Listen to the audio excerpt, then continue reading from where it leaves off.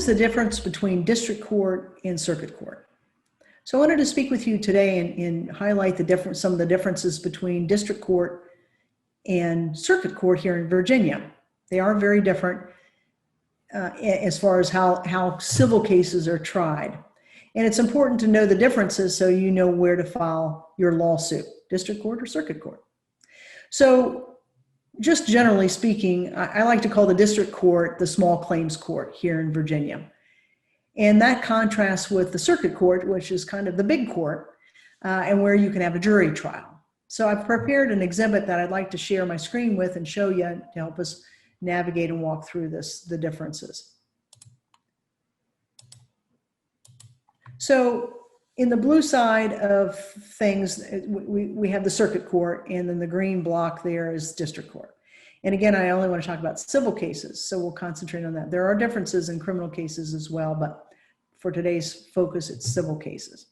So right off the bat, we have a circuit court. On the circuit court side of things, we have trial court with a jury.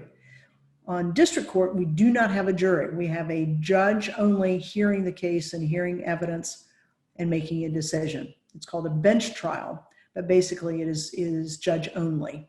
Trial court with a jury on the circuit court side of things is typically what you have. You can have a bench trial or a judge hearing the case, but typically you've got a jury, 7 folks, your peers, deciding your case based on the evidence that they hear. That's one big difference. Second difference is on the circuit court side of things, it is a limitless jurisdiction, meaning that you can sue for any amount that you can imagine, that hopefully it's reasonable and anchored to the value of your case. But on the district side of things, the ceiling or the limit that you can sue for is $25,000. Another difference that we have here is more evidence rules on the circuit court side of things. That the significance of that is that it costs more to present your evidence and testimony at circuit court.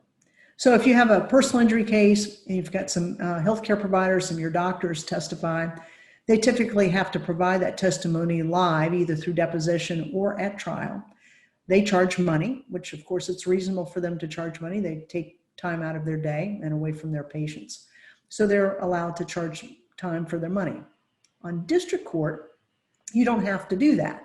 You can present your medical records and your medical bills as they are to the judge, and the judge reviews those in the courtroom and considers that evidence and bases that evidence, or bases the decision on that evidence.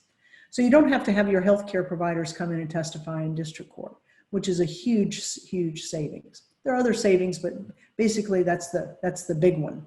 All right, I'm going to come back to you. So that's really important for you to know the differences as to where you want to file your case, is in the circuit court or in district court. So the case that is, it's pretty serious injuries or even moderate injuries. Let's say we imagine that we have $50,000 in medical bills. The client is pretty hurt and maybe still treating. That's a no-brainer. You've got to file in circuit court. This district court is not a district court case. And the jurisdictional amount will dictate that, which is it's worth more than $25,000 as an example. If you've got the case that's worth $25,000 or $27,000 or $30,000, somewhere in that ballpark, that makes it a little harder to make that decision. It is a cost driven there. It's what I call a cost benefit analysis.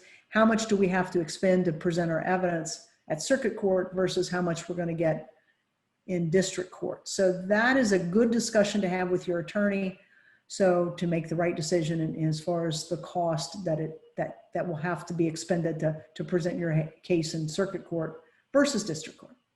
So I hope that's helpful to get a little difference between district court and circuit court. You kind of learn a little bit about our court system that way as well.